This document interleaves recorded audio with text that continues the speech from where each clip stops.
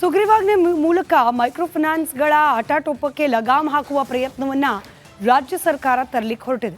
CM ನೇತೃತ್ವದಲ್ಲಿ ಉನ್ನತ ಮಟ್ಟದ ಸಭೆಯನ್ನು ನಡೆಸಲಾಯಿತು. ಸುಗ್ರೀವಾಜ್ಞೆ ಜಾರಿ ಬಗ್ಗೆ ಸಂಪುಟ ಸಭೆಯಲ್ಲಿ ಸುದೀರ್ಘವಾಗಿ ಚರ್ಚೆ ಕೂಡ ಮಾಡಲಾಯಿತು. ತಾಂತ್ರಿಕ ಕಾನೂನಾತ್ಮಕ ಅಂಶಗಳಿಗೆ ಆದ್ಯತೆಯನ್ನು ಕೊಡಲಾಗಿದೆ. ರಾಜ್ಯ ಸರ್ಕಾರ ತಕ್ಷಣಕ್ಕೇನೋ ಒಂದು ಕ್ರಮ ಕೈಗೊಳ್ಳಬೇಕು ಅಂತ ಹೇಳಿ ಸುಗ್ರೀವಾಜ್ಞೆ ಮೂಲಕ ಕಾನೂನನ್ನು ಬದಲಾಯಿಸಲಿಕ್ಕೆ ಹೊರಟ್ರೆ ನಾಳೆ ದಿನ ಅದು ಮತ್ತೆ ಕಾನೂನಾತ್ಮಕವಾಗಿ ಪ್ರಶ್ನೆಗಳೆದ್ದು ಕೋರ್ಟು ಕಚೇರಿ ಅಂತಾಗುವ ಸಾಧ್ಯತೆಗಳಿದೆ.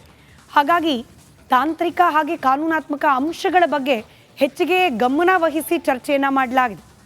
ಯಾವುದೇ ಹೊಸ ಕಾನೂನನ್ನು ಜಾರಿ ಮಾಡಲಿಕ್ಕೆ ಮುನ್ನ ಈ ಅಂಶಗಳ ಪರಿಶೀಲನೆ ಮರುಪರಿಶೀಲನೆ ಬಹಳ ಮುಖ್ಯವಾಗುತ್ತೆ. RBI ಗೈಡ್ಲೈನ್ಸ್ ಇರುತ್ತೆ.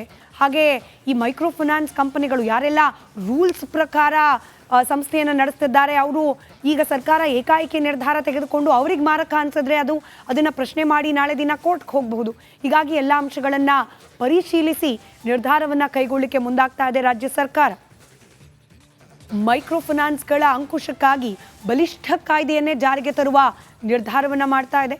ಕಾನೂನು ಹಣಕಾಸು ಇಲಾಖೆ ತಂಡದ ಜೊತೆಯಲ್ಲೂ ಕೂಡ ಚರ್ಚೆಯನ್ನು ಮಾಡಿ ಪ್ರತ್ಯೇಕವಾದ ತಂಡಗಳನ್ನು ರಚನೆ ಮಾಡಲಾಗ್ತಾ ಇದೆ. ಸಾಧಕ ಬಾಧಕಗಳ ಬಗ್ಗೆ ಈ ತಂಡ ಪರಾಮರ್ಶೆಯನ್ನು ಮಾಡಲಿದೆ. ಇನ್ನು ಕಾಯ್ದೆ ಸಂವಿಧಾನಬದ್ಧವಾಗಿರುವಂತೆ ನಿಗಾ ವಹಿಸಲಾಗ್ತಾ ಇದೆ. ಯಾವುದೇ ಲೋಪದೋಷ ಇಲ್ಲದಂತೆ ಕಾಯ್ದೆಯನ್ನು ರಚನೆ ಮಾಡುವ ಎಚ್ಚರಿಕೆಯನ್ನು ಕೂಡ ರಾಜ್ಯ ಸರ್ಕಾರ ಕೈಗೊಳ್ತಾ ಇದೆ. ಸಾಲಗಾರರಿಗೆ ಕಿರುಕುಳ ನೀಡೋದು, ಬಲವಂತವಾಗಿ ವಸೂಲಿಗಿಳಿಯೋದು ಇದನ್ನು ತಡಿಲೇಬೇಕಾದ ಅನಿವಾರ್ಯತೆ ಕೂಡ ಇದೆ. ಪೊಲೀಸರಿಗೆ ಅಧಿಕಾರ ಕೊಟ್ಟು ಆಂಬುಡ್ಸ್ಮನ್ನ ನೇಮಕ ಮಾಡುವ ಬಗ್ಗೆ ಕೂಡ ಚಿಂತನೆ ನಡೀತಾ ಇದೆ. ಬಲವಂತವಾಗಿ ವಸೂಲಿ ಮಾಡಿದ್ರೆ ಬೇಲ್ ರಹಿತ ಕೇಸ್ ಹಾಕುವ ಬಗ್ಗೆ ಕೂಡ ಈ ಸಭೆಯಲ್ಲಿ ಚರ್ಚೆಯನ್ನು ಮಾಡಲಾಗಿದೆ. ವಸೂಲಿಗೆ ಅಡ್ಡದಾರಿ ಹಿಡಿದ್ರೆ ಕಠಿಣ ಶಿಕ್ಷೆ ನೀಡಬೇಕು, ಜೊತೆಗೆ ದಂಡ ಕೂಡ ವಿಧಿಸಬೇಕು ಅಂಥ ಪ್ರಾವಿಷನ್ ಈ ಕಾಯ್ದೆಯಲ್ಲಿ ಇರಬೇಕು ಅನ್ನೋ ಚರ್ಚೆ ಕೂಡ ನಡೆದಿದೆ. ಫೈನಾನ್ಸ್ ನೋಂದಣಿ ಆಗದೆ ಹೋದರೆ ಕಠಿಣ ಕ್ರಮವನ್ನು ಕೈಗೊಳ್ಳೋ ಬಗ್ಗೆ ನಿರ್ಧಾರ, ಪ್ರಸಕ್ತ ನಿಯಮ ಜಾರಿ ಮಾಡಲಿಕ್ಕಿರೋ ತೊಡಕುಗಳು ಅಬ್ಸ್ಟಿಕಲ್ಸ್ ಅದರ ಬಗ್ಗೆ ಕೂಡ ನಿಗಾ ವಹಿಸಬೇಕು ಅಂತ ಹೇಳಿ ಚರ್ಚೆಯನ್ನು ಮಾಡಲಾಗಿದೆ. ಸ್ವಯಂ ಪ್ರೇರಿತ ಕೇಸ್ ದಾಖಲಿಗೆ ಪೊಲೀಸರಿಗೆ ಅವಕಾಶವನ್ನು ಕೂಡ ಮಾಡಿಕೊಡುವ ಬಗ್ಗೆ ಚಿಂತನೆ ನಡೆಸಲಾಗಿದೆ. ಇಷ್ಟೆಲ್ಲ ಚಿಂತನೆ ನಡೆಸಿದ ಬಳಿಕ ಸುಗ್ರೀವಾಜ್ಞೆ ಹೊರಡಿಸುವ ಬಗ್ಗೆ ಸಂಪುಟ ಸಭೆಯಲ್ಲಿ ಗ್ರೀನ್ ಸಿಗ್ನಲ್ ದೊರೆತಿದೆ. ಆದಷ್ಟು ಶೀಘ್ರದಲ್ಲಿ ಬಡವರ ಮಧ್ಯಮ ವರ್ಗದವರ ಪ್ರಾಣವನ್ನು ಹಿಂಡ್ತಾ ಇರುವ ಈ ಮೈಕ್ರೋ ಫೈನಾನ್ಸ್ನ ಕಿರುಕುಳಕ್ಕೆ, ಮೈಕ್ರೋ ಫೈನಾನ್ಸ್ಗಳಿಗಲ್ಲ ಅದರ ಕಿರುಕುಳಕ್ಕೆ ಕಡಿವಾಣ ಹಾಕುವಂತಹ ನಿಯಮಗಳು ಜಾರಿಯಾಗಲಿ ಅಂತ ಆಶಿಸ್ತಾ ಸುಗ್ರೀವಾಜ್ಞೆ ಮೂಲಕ ಮೈಕ್ರೋ ಫೈನಾನ್ಸ್ಗಳ ಹಠಾಟೋಪಕ್ಕೆ ಲಗಾಮ್ ಹಾಕುವ ಪ್ರಯತ್ನವನ್ನು ರಾಜ್ಯ ಸರ್ಕಾರ ತರಲಿಕ್ಕೆ ಹೊರಟಿದೆ. ಸಿಎಂ ನೇತೃತ್ವದಲ್ಲಿ ಉನ್ನತ ಮಟ್ಟದ ಸಭೆಯನ್ನು ನಡೆಸಲಾಯಿತು. ಸುಗ್ರೀವಾಜ್ಞೆ ಜಾರಿ ಬಗ್ಗೆ ಸಂಪುಟ ಸಭೆಯಲ್ಲಿ ಸುದೀರ್ಘವಾಗಿ ಚರ್ಚೆ ಕೂಡ ಮಾಡಲಾಯಿತು. ತಾಂತ್ರಿಕ ಕಾನೂನಾತ್ಮಕ ಅಂಶಗಳಿಗೆ ಆದ್ಯತೆಯನ್ನು ಕೊಡಲಾಗಿದೆ. ರಾಜ್ಯ ಸರ್ಕಾರ ತಕ್ಷಣಕ್ಕೇನೋ ಒಂದು ಕ್ರಮ ಕೈಗೊಳ್ಳಬೇಕು ಅಂತ ಹೇಳಿ ಸುಗ್ರೀವಾಜ್ಞೆ ಮೂಲಕ ಕಾನೂನನ್ನು ಬದಲಾಯಿಸಲಿಕ್ಕೆ ಹೊರಟ್ರೆ ನಾಳೆ ದಿನ ಅದು ಮತ್ತೆ ಕಾನೂನಾತ್ಮಕವಾಗಿ ಪ್ರಶ್ನೆಗಳೆದ್ದು ಕೋರ್ಟು ಕಚೇರಿ ಅಂತಾಗುವ ಸಾಧ್ಯತೆಗಳಿದೆ. ಹಾಗಾಗಿ ತಾಂತ್ರಿಕ ಹಾಗೆ ಕಾನೂನಾತ್ಮಕ ಅಂಶಗಳ ಬಗ್ಗೆ ಹೆಚ್ಚಿಗೆ ಗಮನ ವಹಿಸಿ ಚರ್ಚೆಯನ್ನು ಮಾಡಲಾಗಿದೆ. ಯಾವುದೇ ಹೊಸ ಕಾನೂನನ್ನು ಜಾರಿ ಮಾಡಲಿಕ್ಕೆ ಮುನ್ನ ಈ ಅಂಶಗಳ ಪರಿಶೀಲನೆ ಮರುಪರಿಶೀಲನೆ ಬಹಳ ಮುಖ್ಯವಾಗುತ್ತೆ. RBI ಗೈಡ್ಲೈನ್ಸ್ ಇರುತ್ತೆ. ಹಾಗೆ ಈ ಮೈಕ್ರೋ ಫೈನಾನ್ಸ್ ಕಂಪನಿಗಳು ಯಾರೆಲ್ಲ ರೂಲ್ಸ್ ಪ್ರಕಾರ ಸಂಸ್ಥೆಯನ್ನು ನಡೆಸ್ತಿದ್ದಾರೆ ಅವರು ಈಗ ಸರ್ಕಾರ ಏಕಾಏಕಿ ನಿರ್ಧಾರ ತೆಗೆದುಕೊಂಡು ಅವ್ರಿಗೆ ಮಾರಕ ಅನ್ಸಿದ್ರೆ ಅದನ್ನು ಪ್ರಶ್ನೆ ಮಾಡಿ ನಾಳೆ ದಿನ ಕೋರ್ಟ್ಗೆ ಹೋಗಬಹುದು. ಹೀಗಾಗಿ ಎಲ್ಲ ಅಂಶಗಳನ್ನು ಪರಿಶೀಲಿಸಿ ನಿರ್ಧಾರವನ್ನು ಕೈಗೊಳ್ಳಲಿಕ್ಕೆ ಮುಂದಾಗ್ತಾ ಇದೆ ರಾಜ್ಯ ಸರ್ಕಾರ. ಮೈಕ್ರೋ ಫೈನಾನ್ಸ್ಗಳ ಅಂಕುಶಕ್ಕಾಗಿ ಬಲಿಷ್ಠ ಕಾಯ್ದೆಯನ್ನೇ ಜಾರಿಗೆ ತರುವ ನಿರ್ಧಾರವನ್ನು ಮಾಡ್ತಾ ಇದೆ. ಕಾನೂನು ಹಣಕಾಸು ಇಲಾಖೆ ತಂಡದ ಜೊತೆಯಲ್ಲೂ ಕೂಡ ಚರ್ಚೆಯನ್ನು ಮಾಡಿ ಪ್ರತ್ಯೇಕವಾದ ತಂಡಗಳನ್ನು ರಚನೆ ಮಾಡಲಾಗ್ತಾ ಇದೆ. ಸಾಧಕ ಬಾಧಕಗಳ ಬಗ್ಗೆ ಈ ತಂಡ ಪರಾಮರ್ಶೆಯನ್ನು ಮಾಡಲಿದೆ. ಇನ್ನು ಕಾಯ್ದೆ ಸಂವಿಧಾನಬದ್ಧವಾಗಿರುವಂತೆ ನಿಗಾ ವಹಿಸಲಾಗ್ತಾ ಇದೆ. ಯಾವುದೇ ಲೋಪದೋಷ ಇಲ್ಲದಂತೆ ಕಾಯ್ದೆಯನ್ನು ರಚನೆ ಮಾಡುವ ಎಚ್ಚರಿಕೆಯನ್ನು ಕೂಡ ರಾಜ್ಯ ಸರ್ಕಾರ ಕೈಗೊಳ್ತಾ ಇದೆ. ಸಾಲಗಾರರಿಗೆ ಕಿರುಕುಳ ನೀಡೋದು, ಬಲವಂತವಾಗಿ ವಸೂಲಿಗಿಳಿಯೋದು ಇದನ್ನು ತಡಿಲೇಬೇಕಾದ ಅನಿವಾರ್ಯತೆ ಕೂಡ ಇದೆ. ಪೊಲೀಸರಿಗೆ ಅಧಿಕಾರ ಕೊಟ್ಟು ಆಂಬುಡ್ಸ್ಮನ್ನ ನೇಮಕ ಮಾಡುವ ಬಗ್ಗೆ ಕೂಡ ಚಿಂತನೆ ನಡೀತಾ ಇದೆ. ಬಲವಂತವಾಗಿ ವಸೂಲಿ ಮಾಡಿದ್ರೆ ಬೇಲ್ ರಹಿತ ಕೇಸ್ ಹಾಕುವ ಬಗ್ಗೆ ಕೂಡ ಈ ಸಭೆಯಲ್ಲಿ ಚರ್ಚೆಯನ್ನು ಮಾಡಲಾಗಿದೆ. ವಸೂಲಿಗೆ ಅಡ್ಡದಾರಿ ಹಿಡಿದ್ರೆ ಕಠಿಣ ಶಿಕ್ಷೆ ನೀಡಬೇಕು, ಜೊತೆಗೆ ದಂಡ ಕೂಡ ವಿಧಿಸಬೇಕು ಅಂಥ ಪ್ರಾವಿಷನ್ ಈ ಕಾಯ್ದೆಯಲ್ಲಿ ಇರಬೇಕು ಅನ್ನೋ ಚರ್ಚೆ ಕೂಡ ನಡೆದಿದೆ. ಫಿನಾನ್ಸ್ ನೋಂದಣಿ ಆಗದೆ ಹೋದರೆ ಕಠಿಣ ಕ್ರಮವನ್ನು ಕೈಗೊಳ್ಳೋ ಬಗ್ಗೆ ನಿರ್ಧಾರ, ಪ್ರಸಕ್ತ ನಿಯಮ ಜಾರಿ ಮಾಡಲಿಕ್ಕಿರೋ ತೊಡಕುಗಳು ಅಬ್ಸ್ಟಿಕಲ್ಸ್ ಅದರ ಬಗ್ಗೆ ಕೂಡ ನಿಗಾ ವಹಿಸಬೇಕು ಅಂತ ಹೇಳಿ ಚರ್ಚೆಯನ್ನು ಮಾಡಲಾಗಿದೆ.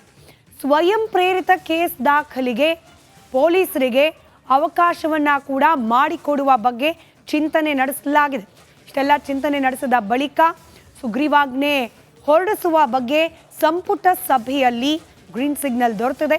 ಆದಷ್ಟು ಶೀಘ್ರದಲ್ಲಿ ಬಡವರ ಮಧ್ಯಮ ವರ್ಗದವರ ಪ್ರಾಣವನ್ನು ಹಿಂಡ್ತಾ ಇರುವ ಈ ಮೈಕ್ರೋ ಫೈನಾನ್ಸ್ಗಳಿಗಲ್ಲ, ಅದರ ಕಿರುಕುಳಕ್ಕೆ ಕಡಿವಾಣ ಹಾಕುವಂತಹ ನಿಯಮಗಳು ಜಾರಿಯಾಗಲಿ ಅಂತ ಆಶಿಸ್ತಾ ಸುಗ್ರೀವಾಜ್ಞೆ ಮೂಲಕ ಮೈಕ್ರೋ ಫೈನಾನ್ಸ್ಗಳ ಹಠಾಟೋಪಕ್ಕೆ ಲಗಾಮ್ ಹಾಕುವ ಪ್ರಯತ್ನವನ್ನು ರಾಜ್ಯ ಸರ್ಕಾರ ತರಲಿಕ್ಕೆ ಹೊರಟಿದೆ. ಸಿಎಂ ನೇತೃತ್ವದಲ್ಲಿ ಉನ್ನತ ಮಟ್ಟದ ಸಭೆಯನ್ನು ನಡೆಸಲಾಯಿತು. ಸುಗ್ರೀವಾಜ್ಞೆ ಜಾರಿ ಬಗ್ಗೆ ಸಂಪುಟ ಸಭೆಯಲ್ಲಿ ಸುದೀರ್ಘವಾಗಿ ಚರ್ಚೆ ಕೂಡ ಮಾಡಲಾಯಿತು.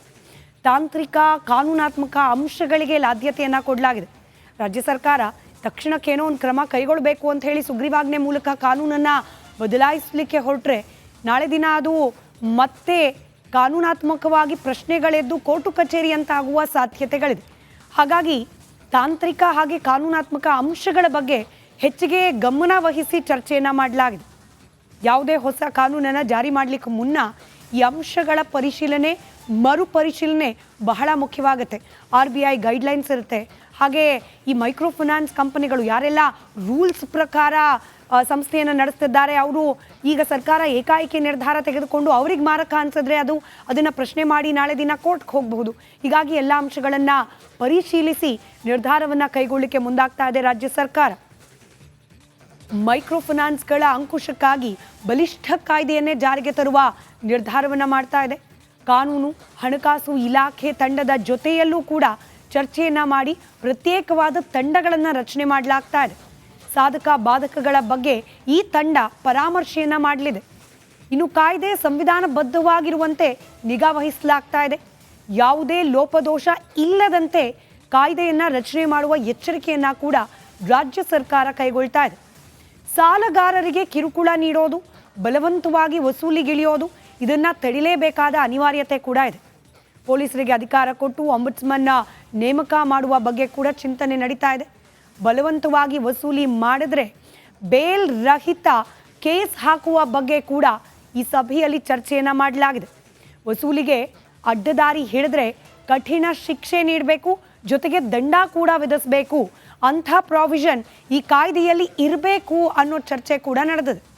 ಫಿನಾನ್ಸ್ ನೋಂದಣಿ ಆಗದೆ ಹೋದರೆ ಕಠಿಣ ಕ್ರಮವನ್ನು ಕೈಗೊಳ್ಳೋ ಬಗ್ಗೆ ನಿರ್ಧಾರ, ಪ್ರಸಕ್ತ ನಿಯಮ ಜಾರಿ ಮಾಡಲಿಕ್ಕಿರೋ ತೊಡಕುಗಳು ಅಬ್ಸ್ಟಿಕಲ್ಸ್ ಅದರ ಬಗ್ಗೆ ಕೂಡ ನಿಗಾ ವಹಿಸಬೇಕು ಅಂತ ಹೇಳಿ ಚರ್ಚೆಯನ್ನು ಮಾಡಲಾಗಿದೆ. ಸ್ವಯಂ ಪ್ರೇರಿತ ಕೇಸ್ ದಾಖಲಿಗೆ ಪೊಲೀಸರಿಗೆ ಅವಕಾಶವನ್ನು ಕೂಡ ಮಾಡಿಕೊಡುವ ಬಗ್ಗೆ ಚಿಂತನೆ ನಡೆಸಲಾಗಿದೆ. ಇಷ್ಟೆಲ್ಲ ಚಿಂತನೆ ನಡೆಸಿದ ಬಳಿಕ ಸುಗ್ರೀವಾಜ್ಞೆ ಹೊರಡಿಸುವ ಬಗ್ಗೆ ಸಂಪುಟ ಸಭೆಯಲ್ಲಿ ಗ್ರೀನ್ ಸಿಗ್ನಲ್ ದೊರೆತಿದೆ. ಆದಷ್ಟು ಶೀಘ್ರದಲ್ಲಿ ಬಡವರ ಮಧ್ಯಮ ವರ್ಗದವರ ಪ್ರಾಣವನ್ನು ಹಿಂಡ್ತಾ ಇರುವ ಈ ಮೈಕ್ರೋ ಫೈನಾನ್ಸ್ಗಳಿಗಲ್ಲ, ಅದರ ಕಿರುಕುಳಕ್ಕೆ ಕಡಿವಾಣ ಹಾಕುವಂತಹ ನಿಯಮಗಳು ಜಾರಿಯಾಗಲಿ ಅಂತ ಆಶಿಸ್ತಾ